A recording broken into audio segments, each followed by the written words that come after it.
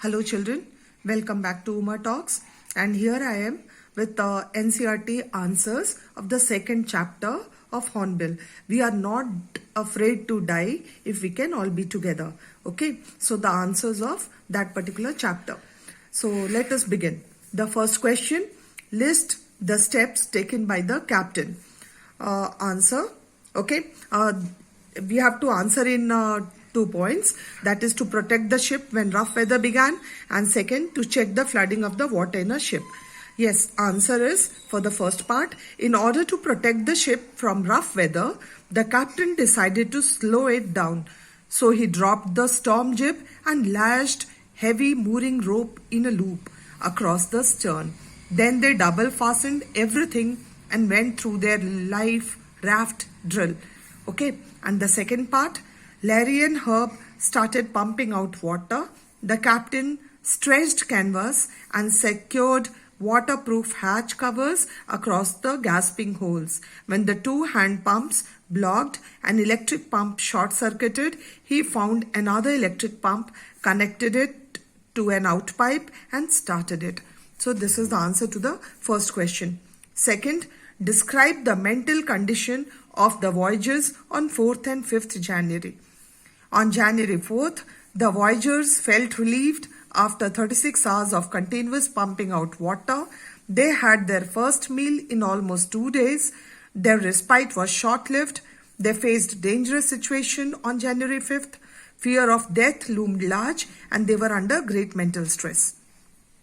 Okay, children. Third, describe the shifts in the narration of the events as indicated in the 3 sections of the text. Give a subtitle to each section. Now the first section describes a peaceful journey from Plymouth, that is England, to 3,500 km east of Cape Town, Africa.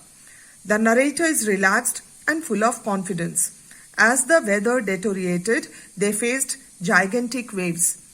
They took precautions to save themselves and struggled with the disaster.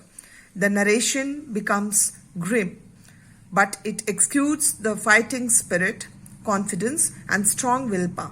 By the morning of January 6th, the wave walker rode out the storm, and by evening they sighted Ill Amsterdam Island. The narrator is now relaxed, joy, relief, and complete confidence are apparent. The subtitle in each section is Section 1, Cheerful Journey, Section 2, Facing the Wave, and Section 3 is Searching the Island. Let's come to the questions on page 18. Discuss the following questions. Okay. What difference did you notice between the reaction of the adults and the children when faced with danger? There is a lot of difference between the way in which the adults and the children reacted when faced with danger. The adults felt the stress of the circumstances but prepared themselves to face the dangers. They took sufficient precautions to protect the ship when the rough weather began.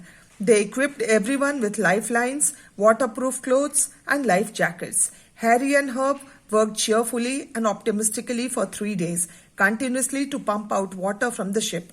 Mary replaced the narrator at the wheel when the deck was smashed and steered the ship.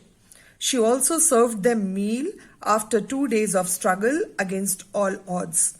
The narrator performed his role as captain with courage, determination, resourcefulness, and full responsibility. He undertook repair work and provided apparatus and directions needed to protect the ship.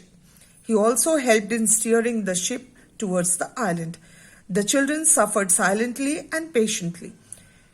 Sue did not want to bother her father with her troubles, and John acted courageously. He was not afraid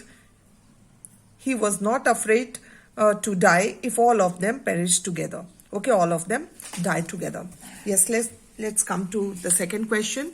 How does the story suggest the optimism helps to endure the direst stress? Okay, the story suggests that optimism certainly helps to endure the direst stress. The behavior of the 4 adults during crisis bears it out. Larry Vigil and Herb Sigler were 2 crewmen. As the mighty waves smashed the deck, water entered the ship through many holes and openings. Right from the evenings of January 2nd, Larry and Herb started pumping out water. They worked continuously, excitedly, and feverishly for 36 hours. It was a result of their continuous pumping that they reached the last few centimeters of water on January 4th. They remained cheerful and optimistic while facing extremely dangerous situations. The narrator did not lose his courage, hope, or presence of mind while facing problems. He did not worry about the loss of equipment. He used whatever was available there. His self-confidence and practical knowledge helped them to steer out of storm and reach the Amsterdam Island. Mary stayed at the wheel for all those crucial hours, and she did not lose hope or courage either. Third question. What lessons do we learn from such hazardous experience when we are face to face with death? Okay, so a hazardous experience may bring us face to face with death, but they impart us many important lessons of conduct. Life is not always a bed of roses. We must react to dangers and risks with patience and fortitude. Adversity is the true test of character. The purity of gold is judged by putting it in fire. The hazardous experiences bring out the best in us. Coward persons die many times before their death. Fear is a negative feeling and leads to inactivity and abject surrender to circumstances. Such sailors or soldiers lose the battle against the odds in life. On the other hand, persons with self-confidence, courage, resourcefulness, and presence of mind face all the dangers boldly and overcome all disasters. Their sharing and caring attitude inspires others also to face the adverse circumstances boldly and tide over them. The last question. Why do you think people undertake such adventurous expeditions in spite of the risks involved? Man is adventurous by nature. The greater the risk, the more the thrill. The thrill of exploring unknown lands, discovering wealth and beauty lying hidden in far-off lands inspires brave hearts to stake their life of rest and repose. Perhaps they value one crowded hour of glory more than a long, uneventful life of sloth and inactivity. It is true that sometimes adventures are quite risky and prove fatal. The failures of some persons do not daunt, that is, discourage the real lovers of adventures. They draw lessons from the shortcomings and errors of others and make fresh attempts with greater zeal. Part of the charm of an adventurous expedition lies in adapting oneself to the circumstances and overcoming the odds. The success of an adventurous expedition brings name, fame, and wealth. History books are replete with accounts of famous explorers like Columbus, Vasco da Gama, Captain Cook, and Captain Scott. So this is all, children, from this particular chapter. Okay, do write it in the notebooks, learn it, okay, and you'll be able to answer the questions, whatever is asked from the chapter. Go through the video of explanation of the chapter as well. Okay, hope it's clearer to you. Okay, so if you have, again, do like, share, and subscribe if you have not subscribed. Thank you all. Thank you for watching.